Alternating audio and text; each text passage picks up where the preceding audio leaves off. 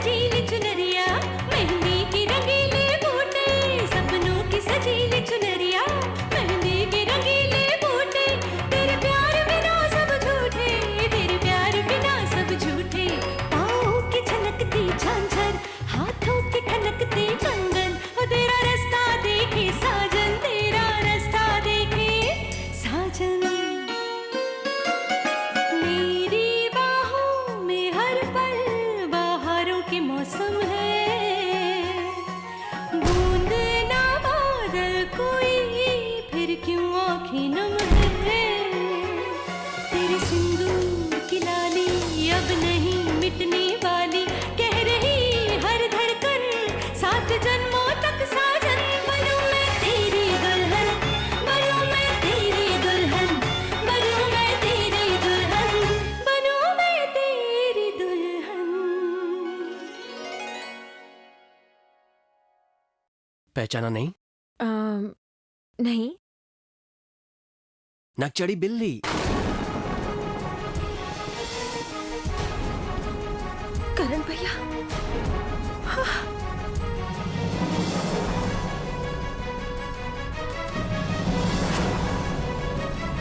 भारत, मेरे भैया।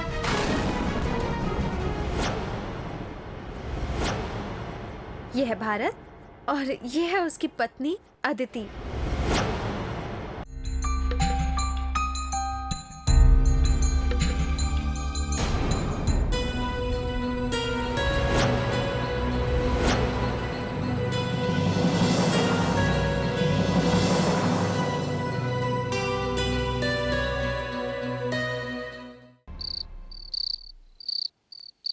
वो आ गया है भारत। अब मुझे यहाँ कभी नहीं रहने देगा वो। आगे उसने मुझे ढूंढ लिया भारत। वो मुझे यहाँ से ले जाने के इरादे से आया है भारत। अदिति, कुछ नहीं होगा। नहीं, वो मुझे यहाँ से ले जाएगा। अदिति मानो मेरी बात को, घबराना बंद करो। वो वक्त गुजर चुका है जब वो तुम पर अपनी मनमानी करता रहा, लेकिन अब नहीं। अब तुम अकेली नहीं हो, मैं तुम्हारे साथ हूँ ना। You don't have to worry। अरे भारत, वो हमारे लिए मुश्किलें पैदा कर सकता है। अदिति क्या क्या कर सकता है वो? घर वालों को सच बताएगा ना? बताने दो। हम भी तो सच बताने वाले थे ना घर वालों को। लगता है काम अभी करना पड़ेगा। तुम चलो मेरे साथ।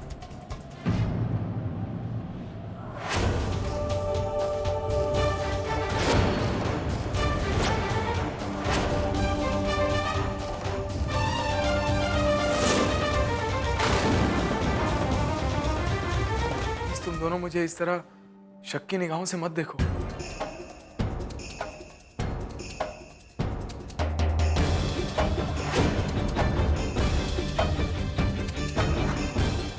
अब वो करण नहीं रहा जिसे आप लोग जानते थे। मैं बदल चुका हूं, सचमुच अदिति।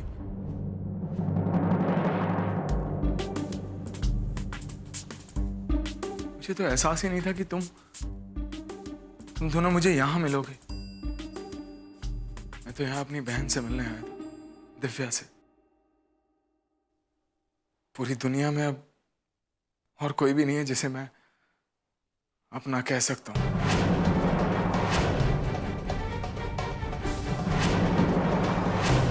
दीदी, सच बताऊं तो मैं तुम्हारे लायक ही नहीं हूं। तुम्हें भरत के साथ देखकर मुझे ऐसा लगता है कि तुम दोनों एक दूसरे के लिए बने। इसीलिए मैंने बाहर किसी के सामने कुछ भी नहीं कहा। मैं जानता हूं जो खुशियां मैंने तुम्हें नहीं दी ना, वो भारत जरूर देगा। क्यों भारत, रखोगे ना अदिति को खुश? ये तुम्हारी को नई चाल है करण। चाल? मैं क्यों चाल चलूं? अदिति, अदिति मैं बदल चुका हूं। वो कहते हैं ना, इंसान जब पूरी तरह नीचे गिर जाता है, मिट्टी में मिल जाता है, उसके बाद ही उसे एहसास होता है उसकी सारी गलतियों का। मेरे साथ भी ऐसा ही हुआ है। उस दिन जब मैंने अदिति को मारने की कोशिश की, वो पल मेरी जिंदगी का सबसे घिनौना पल था।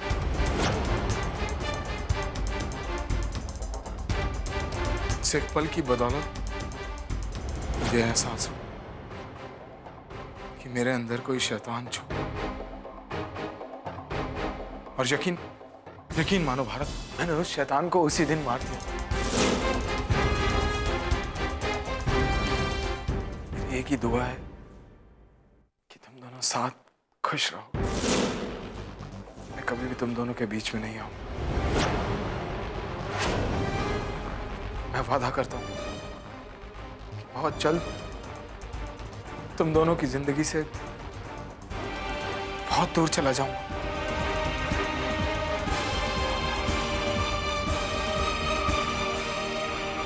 और प्लीज इन सब के बारे में दिव्या से कुछ मत कहना। उसे ये भी मत बताना कि तुम दोनों की शादी नहीं हुई है। मैं समझ सकता हूँ कि किसी वजह से तुम दोनों ने घर वालों के सामने झूठ कहा,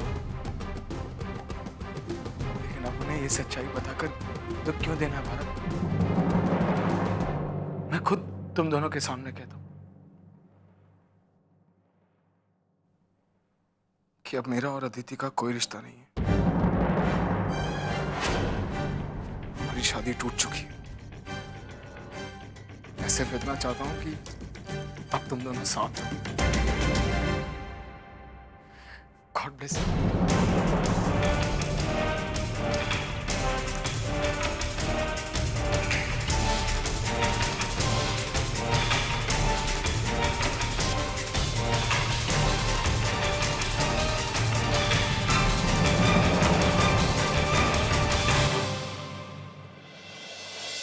ये गलत बात है, ये बहुत ही गलत बात है। हमारे चेतावनी देने के बाद भी प्रधान जी ने गौरी को व्रत रखने से रोका नहीं। ये बहुत बड़ा पाप है। अब ये हो कैसे सकता है कि गांव की छोरी किसी पराये मर्द के लिए सुहाग का व्रत रखे? माफ करिएगा पंच जी, छोटा मुंह बड़ी बात। पर यही बात तो मैं भी इन लोगों को समझाने की कोशिश कर रही थी, पर क्या करें, हमारे बाबा साहब है ना, उन्होंने गौरी से कुछ भी बोलने के लिए हम लोग को मना किया है। अब आप ही बताइए, उनकी बात कैसे टाल दें? और उधर वो गौरी उस पराये मर्द के साथ उड़ाने भर रही है। अब आप ही सोचिए, जवान छोरी है, जवान छोरा है, कहीं कोई ऊंच नीच हो गई तो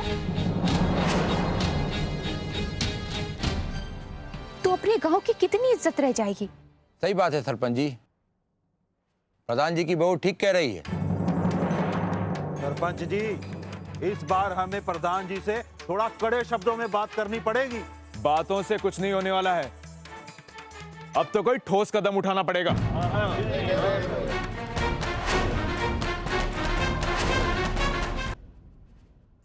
भोले बाबा, हमें तो शिवम की बातें समझ में नहीं आती। हम जितना उन्हें पढ़ने की कोशिश करते हैं उतना ही उलझते रहते हैं। आप भी बताओ भला क्या बात है? हमारे लिए भूखे प्यासे रहते हैं, व्रत रखते हैं, कपड़े लेकर आते हैं, और जब हम वही कपड़े पहन कर आते हैं तो हमसे नाराज हो जाते हैं। आखिर वो चाहते क्या है?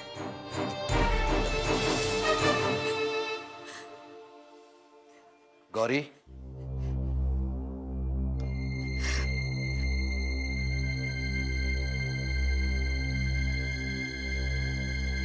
हमने आपसे कहा था कि आपको आराम की जरूरत है। जाओ अपने कमरे में और दवाई खाकर आराम कर लो।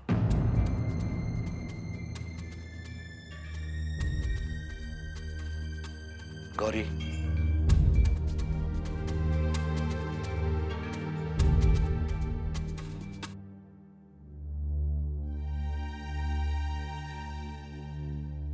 गौरी बेटे,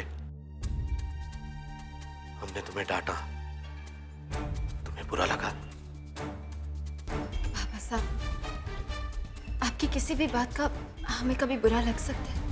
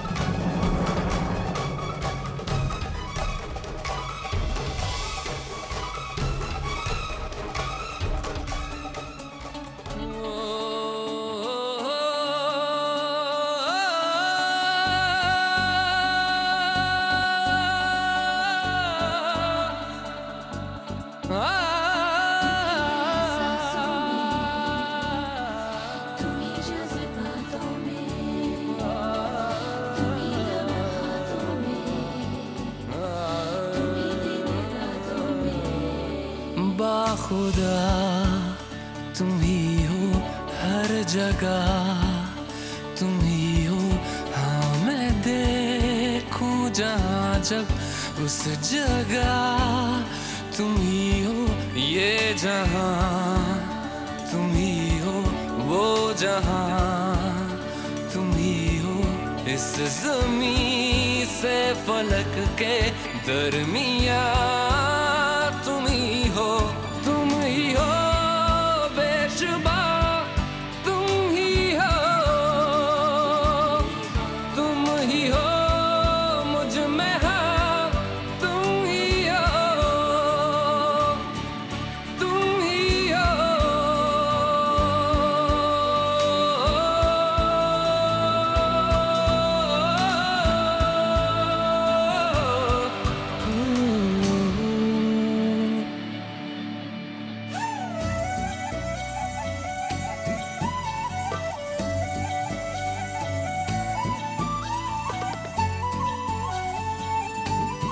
यकीन नहीं हो रहा, आप मेरे सामने। कैसे बताएं तुम्हें और कितनी याद आ रही थी आपकी। I really missed you so much. हम चाहते हैं I love you. साया भी तेरा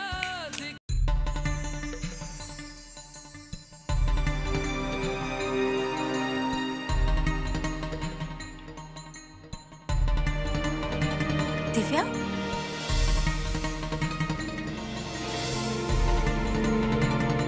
तुम कहाँ खो गई थी? लगता है अमल का इंतजार बहुत बेसब्री से कर रही है।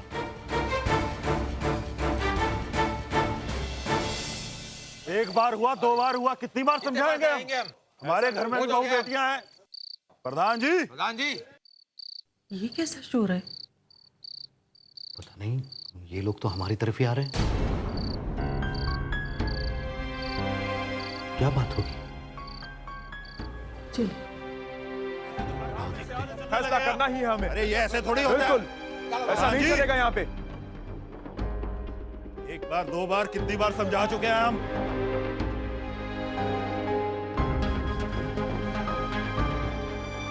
क्या बात है भाई? क्या हुआ? प्रधान जी, पंचों ने आपको सावधान किया था कि गौरी उस अजनबी के लिए व्रत नहीं रखेगी। अगर हमें पता चले है कि गौरी ने उसके लिए व्रत रखा है, ये घोर पाप है। हमारी भावनाओं के साथ खिलवाड़ हो रहा है। प्रधान जी, अब आपके सामने एक ही रास्ता है। आप हमारे सबके सामने इसी वक्त सब कुछ गौरी को सच सच बता दीजिए, वरना आज हम अपनी जान हथेली पे लेके आए हैं। हाँ सच बता दीजिए। हाँ, अगर आज हमारी बात ना मानेगी तो अंजाम अच्छा ना होगा। गौरी को अभी यहाँ हमारे सामने बुलाइए। अगर वो बाहर नहीं आएगी तो हम उसे घसीट कर बाहर निकालते हैं। चलो रे। देखिए, रुकिए रुकिए।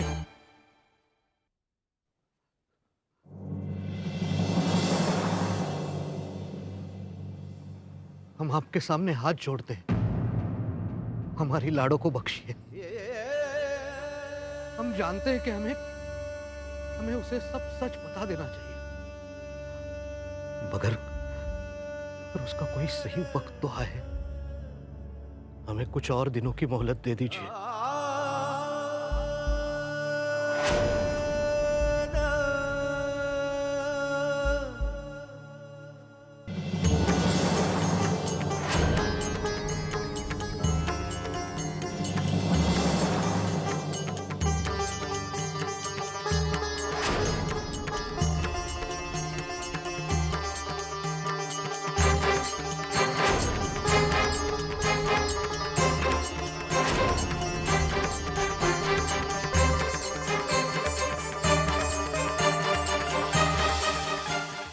ये क्या कर रहे हैं प्रधान जी?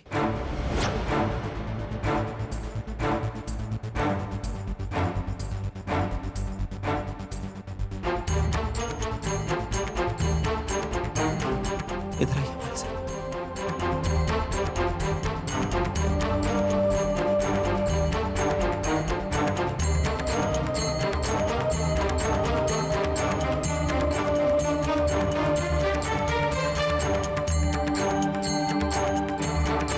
जब हम इस गांव में आए थे तो हमें लगा था कि ये गांव एक परिवार के समान है, जहां सिर्फ भाईचारे और प्यार का बोलबाला है। मगर नहीं, अब ऐसा नहीं लगता, क्योंकि जहां प्रधान जी जैसे इतने इज्जतदार इंसान को यूं अपनी पगड़ी उतार कर सबके सामने रखनी पड़े, ये गांव एक परिवार नहीं लगता। ए अजनबी, तुम हमारे बीच में ना ही पड़ो तो अच्छा है। बीच में आने की हमारी कोई इच्छा भी नहीं थी, तकदीर हमें यहां ले आई। यहां आप सबके बीच, इस गांव में, प्रधान जी के परिवार में, कई बार हमने अपने आप से यह प्रश्न पूछा कि हम यहां क्या कर रहे हैं। आज समझ में आया कि एक मासूम लड़की के दिल में बसे प्यार को देखने के लिए हमें आया है। गौरी और शिवम के प्यार को देखने के लिए। शिवम सिर्फ गौरी का प्यार नहीं है, उसकी जिंदगी है। हमने यहां कर देखा कि एक माता पिता जो अपने बेटे को खोकर भी उस लड़की की जान बचाने में लगा। गौरी जिसे उनका कोई रिश्ता नहीं, कोई नाता नहीं, इनके कुछ नहीं लगते, मगर फिर भी सिर्फ इंसानियत के खातिर, जो शायद आप लोगों के दिल में मर चुकी है, कि आप लोग में से किसी ने भी गौरी शिवम जैसे प्यार को कभी देखा है? अरे ये वो प्यार है जिसकी बातें ईश्वर किया करते। ये वो लगन है जो राधा के मन में थी, शाम के लिए। और इस लगन का आप खूब आनंद उठा रहे हैं। चुप! छी! कितनी घटिया सोच है आपकी। शर्म आनी चाहिए आपको। गौरी के बारे में ऐसा सोचना भी हमारे लिए पाप है। हमारा ब्याह हो चुका है सरपंच जी, शादीशुदा है हम। हमारी पत्नी जिनसे हम बहुत प्यार करते हैं, बहुत गहरा रिश्ता है हमारा, उसने स्वयं हमसे कहा यहां रुकने के लिए, तब तक जब तक गौरी पूरी तरह ठीक ना हो जाए।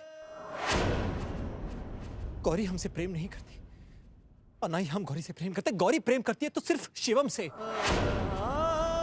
बस बेचारी की इतनी भूल थी कि वो हमें शिवम समझ बैठी। अगर आप लोगों को लगता है कि हमने मौके का फायदा उठाया तो कान खोल कर सुनिए। गौरी गंगा के समान पवित्र है। और हां, हम ये नाटक तब तक जारी रखेंगे जब तक गौरी ठीक नहीं हो जाती, चाहे कुछ भी हो जाए। अरे प्रधान जी ने तो कुछ समय मांगा था। अगर अभी आप लोगों को लगता है तो जाइए गौरी से सब कुछ साफ साफ कह दीजिए क्योंकि आप लोगों को कोई फर्क नहीं पड़ता कि गौरी जिए या मरे। जाइए गौरी को सब कुछ साफ साफ बता दीजिए।